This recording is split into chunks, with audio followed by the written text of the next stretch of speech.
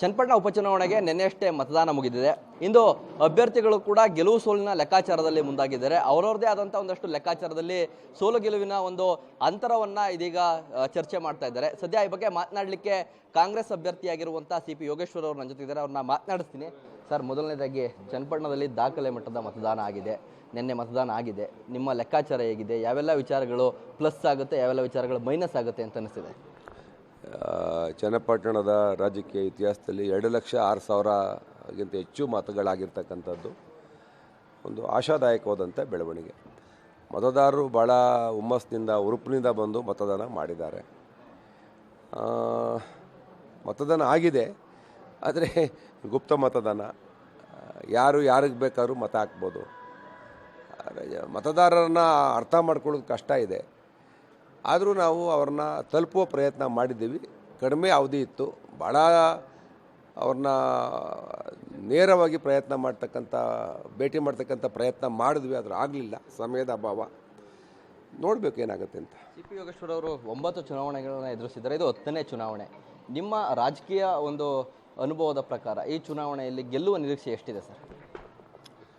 ಗೆಲ್ಲುವ ನಿರೀಕ್ಷೆ 50-50 ಇದೆ. ಏಕೆಂದರೆ ನಾನು ಭಾಳ ಚುನಾವಣೆಗಳು ನೋಡಿದ್ದೀನಿ. ಕಳೆದ 2 ಚುನಾವಣೆಯಲ್ಲೂ ಕೂಡ ನಾನು ನಿರೀಕ್ಷೆ ಇಟ್ಟಿದ್ದೆ ಗೆಲ್ತೀನಿ ಅಂತ, ಸೋತೆ ನಾನು. ಹಾಗಾಗಿ ಈಗ ಒಂದು ಆತ್ಮವಿಶ್ವಾಸದ ಕೊರತೆ ಇದೆ. ಯಾವಾಗಲೂ ಗೆಲ್ತೀವಿ ಅಂತ ಹೇಳ್ತೀವಿ, ಸೋತಿರ್ತೀವಿ. ನಾವು ಅರ್ಥ ಮಾಡ್ಕೊಳ್ಳೋಕ್ಕಾಗೋದಿಲ್ಲ. ಮತದಾರರ ಮನಸ್ಸಿನ ಮರ್ಮ ನಮ್ಗೆ ಅರ್ಥ ಆಗೋದಿಲ್ಲ. ಆದರೆ ಈ ಚುನಾವಣೆ ಒಂದು ರೀತಿ ವಿಚಿತ್ರವಾದಂಥ ಘಟ್ಟವನ್ನು ತಲುಪಿದೆ. ಒಂದು ಕಡೆ ಸ್ಥಳೀಯವಾಗಿ ಒಕ್ಕಲಿಗರ ಪ್ರಾಬಲ್ಯವಿರ್ತಕ್ಕಂಥ ಕ್ಷೇತ್ರ, ಇಲ್ಲಿ ದೇವೇಗೌಡರು ಬಂದು ಖುದ್ದಾಗಿ ತೊಡೆ ತಡ್ತಕ್ಕಂಥದ್ದು, ಅವರ ಆವೇಶದ ಭಾಷಣ, ಅವ್ರ ಮೊಮ್ಮಗನ ಗೆಲ್ಲಿಸ್ತೀನಿ ಅಂತ ಹೇಳ್ತಕ್ಕಂಥದ್ದು, ಅವ್ರು ಪ್ರತಿಜ್ಞೆ ಮಾಡ್ತಕ್ಕಂಥದ್ದು, ಅವ್ರು ಈ ವಯಸ್ಸಲ್ಲೂ ಕೂಡ ಇಷ್ಟೆಲ್ಲ ಹೋರಾಟದ ಮಾಡೋದು ನೋಡಿದಾಗ ಎಲ್ಲ ಒಂದು ಕಡೆ ನಾವು ಮೆಚ್ಚಲೇಬೇಕು. ಅವರ ಒಂದು ದೃಢವಾದಂಥ ನಾಯಕತ್ವವನ್ನು ನಾವು ಒಪ್ಕೋಬೇಕಾಗತ್ತೆ. ಕುಮಾರಸ್ವಾಮಿ ಅವರು ಒಂದು ದೈತ್ಯ ಶಕ್ತಿ. ಇಲ್ಲಿ ರಾಜೀನಾಮೆ ಕೊಟ್ಟು ಮಂಡ್ಯಕ್ಕೆ ಹೋಗಿ ಅರ್ಜಿ ಹಾಕ್ಬಿಟ್ಟು ಗೆದ್ದುಬಿಡ್ತಾರೆ. ಅಲ್ಲಿ 7-8 ಜನ ಕಾಂಗ್ರೆಸ್ಸಿನ ಶಾಸಕ ಇದ್ದರೂ ಕೂಡ ಅರ್ಜಿ ಹಾಕಿ ಸುಮ್ಮನೆ ಕೂತ್ಕೊಂಡು ಗೆಲ್ತಾರೆ. ಚನ್ನಪಟ್ಟಣದಲ್ಲಿ 2 ಚುನಾವಣೆಗಳು ಆಗಿದೆ. ಬಸ್ ಸ್ಟ್ಯಾಂಡಿಗೆ ಬಂದು ಅರ್ಜಿ ಬಿಸಾಕಿದ ತಕ್ಷಣ ಅವ್ರು ಚುನಾವಣೆ ಗೆದ್ದಿದ್ದಾರೆ. ಎಲ್ಲೂ ಪ್ರಚಾರಕ್ಕೆ ಬರಲಿಲ್ಲ ಅವರು. ಇದೆಲ್ಲ ಹಿನ್ನೆಲೆ ಯೋಚನೆ ಮಾಡಿದಾಗ ನಾವು ಅವರಿಗೂ ಸೆಂಟ್ರಲ್ ಮಿನಿಸ್ಟರ್ ಆಗಿದ್ದಾರೆ, ಮತ್ತು NDA ಪಾರ್ಟ್ನರ್ ಆಗಿದ್ದಾರೆ. ಅಲ್ಲಿ ಕೇಂದ್ರದ BJP ಸರ್ಕಾರ ಇದೆ. ಅವರು ಒಂದು ದೈತ್ಯ ಶಕ್ತಿ. ಬಟ್ ಅವರು ನಿಖಿಲ್ ಕುಮಾರಸ್ವಾಮಿ ಅವ್ರಿಗೂ ಕೂಡ ಒಂದು ಯೂತ್ ಐಕಾನ್, ಅವ್ರಿಗೂ ಕೂಡ ಒಂದಷ್ಟು ಅಟ್ರಾಕ್ಷನ್ ಇದೆ. ಇದು ಮೂರು ಒಂದು ಕಡೆ ಆದರೆ ಒಂದು ಜಾತಿ ಸಮೀಕರಣ ಕೂಡ ಅವ್ರಿಗಿದೆ. ನನಗೆ ನಮ್ಮ ಸರ್ಕಾರ ಇದೆ, ಸಿದ್ದರಾಮಯ್ಯನವರು ಮುಖ್ಯಮಂತ್ರಿಗಳಿದ್ದಾರೆ, DK ಶಿವಕುಮಾರ್ ಉಪಮುಖ್ಯಮಂತ್ರಿಗಳಿದ್ದಾರೆ. DK ಶಿವಕುಮಾರ್ ಹೇಳಿ ಕೇಳಿ ನಮ್ಮ ಜಿಲ್ಲೆಯವರು.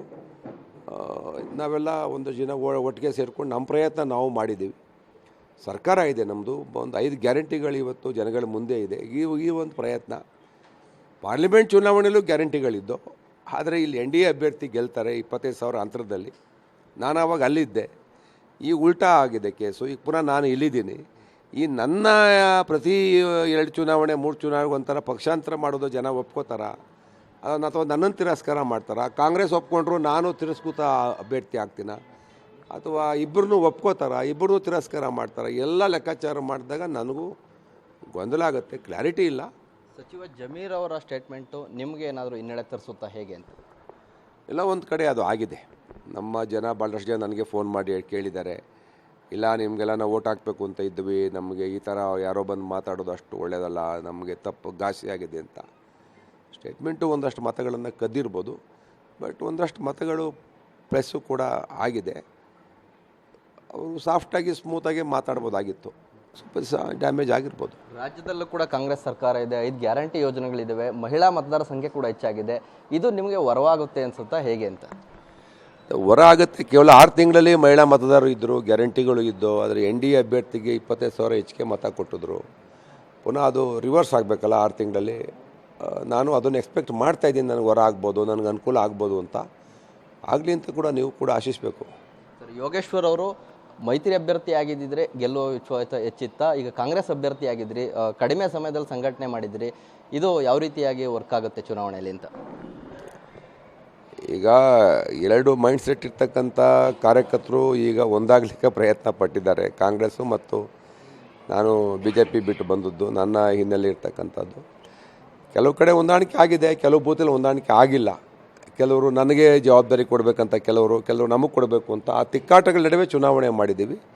ಕಾಂಗ್ರೆಸ್ ಪಕ್ಷದ ಮುಖಂಡರು ಒಂದಷ್ಟು ಹೊಂದಾಣಿಕೆ ಮಾಡೋ ಪ್ರಯತ್ನನೂ ಕೂಡ ಮಾಡಿದರು. ಸ್ವಾಭಾವಿಕವಾಗಿ ಕೆಲವು ಕಡೆ ಯೋಗೇಶ್ವರ್ ಗೆಲ್ಲಬೇಕು ಅಂತ ಹೋರಾಟ ಮಾಡಿದ್ದಾರೆ, ಕೆಲವರು ಪ್ರತಿಷ್ಠೆಯಾಗಿ ತೊಗೊಂಡಿದ್ದಾರೆ. ಇದು ಗೊಂದಲ ಇದೆ. ಅದೆಲ್ಲ ನಾನು ಈಗ ಎಲ್ಲಿ ಬಂದು ಎಕ್ಸ್ಪ್ಲೈನ್ ಮಾಡ್ತಾ ಇದ್ದಾರೆ. ಅವ್ರು ಮಾಡಲಿಲ್ಲ, ಅವರು ಪಕ್ಕಾ ಕಾಂಗ್ರೆಸ್ ಅಂತ ಅಂದ್ಕೊಂಡಿದ್ದು, ನಮ್ಗೆ ಅವಕಾಶ ಸಿಕ್ಕಲಿಲ್ಲ, ನಮ್ಮ ಲೀಡರ್ಶಿಪ್ ಇಲ್ಲ ಅಂತ ಕೆಲವರು ಮೌನವಾದದ್ದು. ಕೆಲವರು ಮಾಡಿದ್ದಾರೆ ಪ್ರಾಮಾಣಿಕವಾಗಿ. ನಡುವೆ ನನಗೇನೆಂದರೆ ಕಾಂಗ್ರೆಸ್ ಪಕ್ಷ ನನ್ನ ಜೊತೆಲಿತ್ತು, ಇಡೀ ರಾಜ್ಯದ ಕಾರ್ಯಕರ್ತರು ಜೊತೆಲಿದ್ದರು. ನೋಡೋಣ ಏನಾಗುತ್ತೆ. ಸಹಜವಾಗಿ ಇಷ್ಟು ದೊಡ್ಡ ಪ್ರಮಾಣದ ಮತದಾನ ಆದಾಗ ಎಲ್ಲರೂ ಕೂಡ ವಿಶ್ವಾಸದಲ್ಲಿರ್ತಾರೆ, ಗೆಲ್ತೀವಿ, ಇಷ್ಟು ಲೀಡ್ ಬರುತ್ತೆ ಅಂತ. ನೀವು ಸಹಜವಾಗಿ ಹತಾಶೆ ಜೊತೆಗೆ ಸೋಲನ್ನ ಏನಾದ್ರು ಒಪ್ಕೊಳ್ತಿದ್ದೀರಾ ಅಂತ ಈ ಮೂಲಕ? ಯಾವುದೇ ಕಾರಣಕ್ಕೂ ಸೋಲನ್ನು ಒಪ್ಕೊಳ್ಳೋ ಪ್ರಶ್ನೆ ಇಲ್ಲ. ನಾವು ಈ ಚುನಾವಣೆಯಲ್ಲಿ ಸಮಬಲದ ಹೋರಾಟ, ನಾನು ಸೋಲನ್ನು ಒಪ್ಕೊಂಡಿದ್ದೀನಿ ಅಂತ ಏನಲ್ಲ, ಹೋರಾಟ ಇದೆ. 8 ಸರಿ ಸೋತಿದ್ದೀನಲ್ಲ, ಮತ್ತೆ ಗೆಲ್ತೀನಿ ಅಂದರೆ ಮೂರ್ಖತನ ಆಗುತ್ತೆ. ಗೆದ್ದರೆ ನನ್ನ ತಾಲೂಕು ಜನ ಕೈ ಹಿಡಿದಿದ್ದಾರೆ ಅಂತ ಅರ್ಥ. ಬಟ್ ನೋಡಿರಿ, ಕಳೆದ 2 ವಿಧಾನಸಭೆಯಲ್ಲಿ ಒಂದು ಸಾರಿ 30,000 ಬಂದಿತ್ತು ಕಾಂಗ್ರೆಸ್ ಮತ, ಒಂದು ಸಾರಿ ಮೊನ್ನೆ 15,000 ಬಂದಿತ್ತು. 1.5 ವರ್ಷದಿಂದ 15,000 ನಮ್ಮ ಕಾಂಗ್ರೆಸ್ ಅಭ್ಯರ್ಥಿ ಮತ ತಗೊಂಡಿದ್ರು. ಪುನಃ ಈಗ 1,15,000 ಬರಬೇಕು ಗೆಲ್ಲಬೇಕಂದ್ರೆ, 1,15,000 ಬರಬೇಕು. 1,00,000 ಮತ ಜಾಸ್ತಿ ಆಗಬೇಕಾಗತ್ತೆ. ಆಗ್ಬೋದು, ಎಲ್ಲದೂ ಅವಕಾಶ ಇದೆ. ಪ್ರಜಾಪ್ರಭುತ್ವದ ಸೌಂದರ್ಯನೇ ಹಾಗೆ, ಏನು ಬೇಕಾದ್ರೂ ಆಗ್ಬೋದು. ಬಟ್ ನಂದು ಶ್ರಮ ಹೋರಾಟ ಇದೆ. ಇದು ನನಗೆ ಕಾಂಗ್ರೆಸ್ ಚಿಹ್ನೆ ಮತ್ತು ಕಾಂಗ್ರೆಸ್ಸನ್ನು ಎಲ್ಲರೂ ಪ್ರಚಾರಕ್ಕೆ ಬಂದಿದ್ದಾರೆ. ನೋಡೋಣ, ಒಳ್ಳೆಯದಾಗ್ಬೋದು. ಇದಿಷ್ಟು ಕೂಡ ಕಾಂಗ್ರೆಸ್ ಅಭ್ಯರ್ಥಿ CP ಯೋಗೇಶ್ವರ್ ಅವರ ಮಾತು. ಕ್ಯಾಮರಾ ಪರ್ಸನ್ ಶಶಿ ಜೊತೆ ವಿನಯ್ ಬಸಪ್ಪ, ಪಬ್ಲಿಕ್ TV, ರಾಮನಗರ.